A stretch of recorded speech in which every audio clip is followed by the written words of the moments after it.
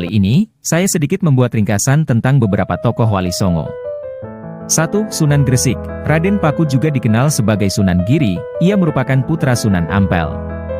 Sunan Giri memiliki peran penting dalam menyebarkan agama Islam di wilayah Gresik, Jawa Timur. Ia dikenal sebagai ulama yang gigih dan penuh semangat dalam mengajarkan Islam. 2. Sunan Ampel. Raden Rahmat merupakan tokoh pertama dari Wali Songo. Sunan Ampel memainkan peran kunci dalam menyebarkan Islam di wilayah Surabaya dan sekitarnya.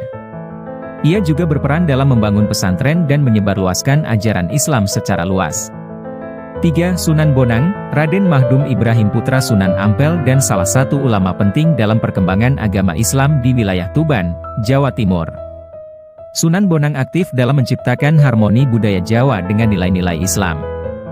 4. Sunan Derajat. Raden Kasim putra Sunan Ampel dan saudara dari Sunan Bonang.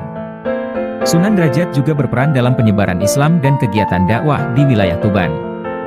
5. Sunan Kalijaga. Raden Mas Said tokoh Wali Songo yang paling terkenal dan berpengaruh.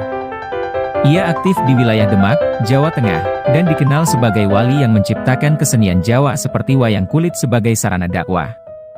6. Sunan Muria. Raden Umar Said berperan dalam menyebarkan Islam di wilayah Gunung Muria, Jawa Tengah. Ia juga dikenal sebagai penguasa spiritual di sana dan mendirikan pesantren. 7. Sunan Gunung Jati. Syarif Hidayatullah mendirikan Kesultanan Cirebon dan merupakan tokoh sentral dalam penyebaran agama Islam di wilayah Cirebon dan Banten. 8. Sunan Kudus. Jakfar Syadik aktif di wilayah Kudus, Jawa Tengah. Sunan Kudus dikenal sebagai ulama yang suka membantu masyarakat dan mengajarkan ajaran Islam dengan pendekatan yang mudah dipahami. 9. Sunan Giri. Raden Paku lahir sebagai Raden Paku, juga dikenal sebagai Sunan Gresik.